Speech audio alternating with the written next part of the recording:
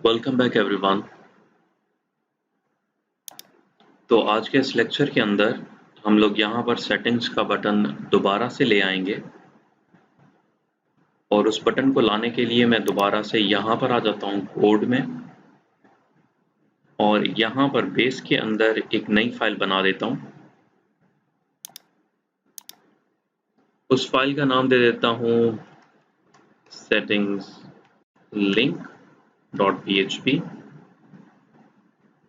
इस फाइल को बेस में रखवा देते हैं और इसके अंदर एक बेसिक सा कोड लगा देते हैं।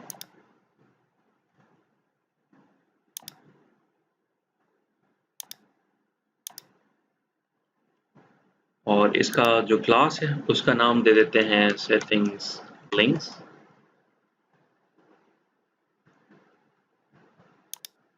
इस फाइल का नाम भी चेंज कर देते हैं विथ सेटिंग्स लिंक्स। यहाँ पर एक फंक्शन रखवा देते हैं रजिस्टर का और रजिस्टर के फंक्शन में अबरार से कोड उठा लेते हैं। ये रहा हमारा 8 फिल्टर वाला कोड, इसे मैं यहाँ पर पेस्ट करवा देता हूँ। ये वाला कोड पेस्ट हो जाने के बाद ये चलाएगा सेटिंग्स का एक फंक्शन, तो मैं ये सेटिंग्स का फंक्शन भी उठा लेता हूँ। ये रहा फंक्शन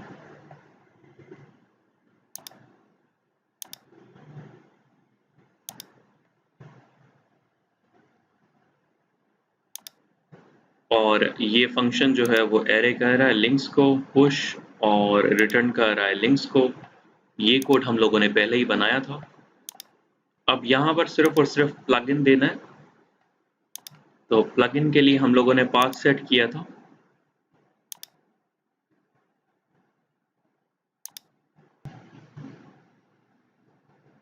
ये रहा वो पाथ। चाहो तो आप इसे यहाँ पर सेट कर दो या फिर आप लोग यहाँ से इसको रिमूव कर दो। इस फंक्शन को यहाँ से उठा के हम लोग अबरार के अंदर एक कांस्टेंट बना देते हैं। तो मैं ये फाइल को कॉपी करता हूँ और पेस्ट करता हूँ। इसका नाम दे देता हूँ प्लगइन नेम अबरार और ये वाली कमांड को उठा के हम लोग यहाँ पर पेस्ट कर देते हैं।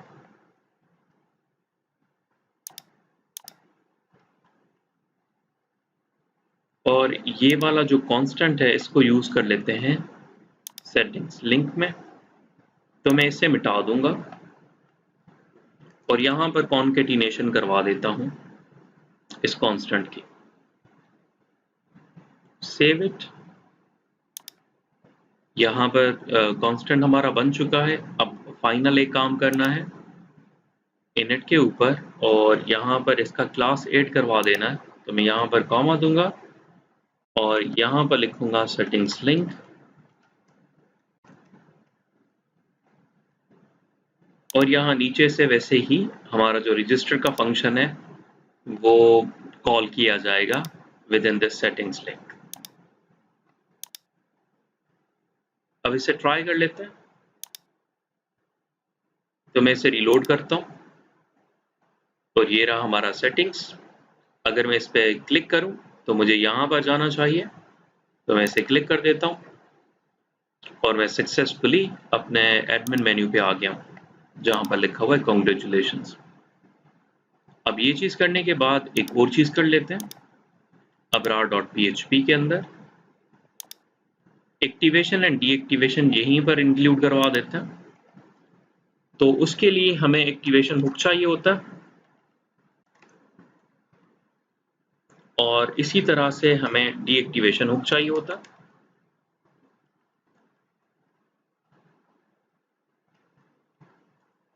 यहाँ पर मुझे चाहिए फाइल और फाइल के बाद यहाँ पर मुझे फंक्शन देना होगा और फंक्शन लेट्स मैं क्रिएट कर दूंगा एक्टिवेट अंडरस्कोर अबरार, और इसी तरह से डीएक्टिवेट के लिए एक फंक्शन क्रिएट कर दूंगा, डीएक्टिवेट अबरार। यहां पर फंक्शन बना लेता हूं, function activate Abrar, and similarly एक और फंक्शन बना लेते हैं, डीएक्टिवेट अबरार, ठीक है। और ये दोनों फंक्शंस जो हैं वो ट्रिगर करेंगे डीएक्टिवेट को और एक्टिवेट को, जिसके अंदर स्टैटिक फंक्शंस बने हुए हैं। तो इसे ट्रिगर करने के लिए मैं यहां पर लिखूंगा अबरार, सॉरी एक्टिवेट,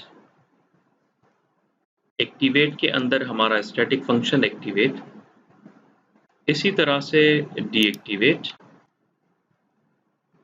और डीएक्टिवेट के अंदर स्टैटिक फंक्शन डीएक्टिवेट। और यहां पर एक सिंटैक्स एरर आ रहा है, unexpected end of the file, तो मैं यहां पे सेमीकोलन दे देता हूं और इसे सेव कर देते हैं। सुपर। अब इस एक्टिवेट एंड डीएक्टिवेट को यूज करने के लिए मुझे यहां पर यूज स्टेटमेंट लगानी पड़ेगी, और यहां पर इसे बताना पड़ेगा कि INC के अंदर, लेट्स से ये जो एक्टिवेट है वो है कहां पर, तो आप देखोगे कि अबरार यहां पर है, अबरार के अंदर है INC, सॉरी अबरार के सेम पाथ के ऊपर है INC, और INC के अंदर है बेस, और बेस के अंदर है एक्टिवेट। तो मैं यहां पर कहूंगा INC/base and /activate,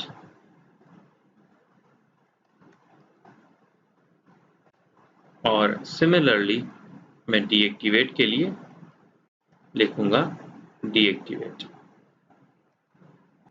बाकी डुप्लीकेट सिंबल्स का ऑप्शन आ रहा है, तो मैंने यहाँ पर एक्टिवेट एंड डीएक्टिवेट पहले से ही लिखा हुआ है, तो मैं इन दोनों को मिटा देता हूँ, सेव इट, एंड अब सारे एरर्स हमारे ख़त्म हो गए। इसे चेक कर लेते हैं, हम वापस आते हैं, प्लगइन्स पे आते हैं, और मैं इसे डीएक्टिवेट करता हूँ, और अब दोबारा से एक्टिवेट करता हूँ। Okay super. तो दोनों चीज़ें हमारी चल रही हैं। इन दोनों चीज़ों को हमें इनिट के अंदर रखवाने की कोई ज़रूरत नहीं है यहाँ पर, क्योंकि हम लोग इनको registered activation hook and deactivation hook के थ्रू ट्रिगर कर रहे हैं, और डायरेक्टली हम लोग यहाँ से स्टैटिक फंक्शन को एग्जीक्यूट करवा रहे हैं, और ये स्टैटिक फंक्शंस के अंदर पहले से ये फंक्शंस हैं जो कि फ्लैश रीराइट रूल्स कर रहे हैं। So this was it for today. See you in the next class.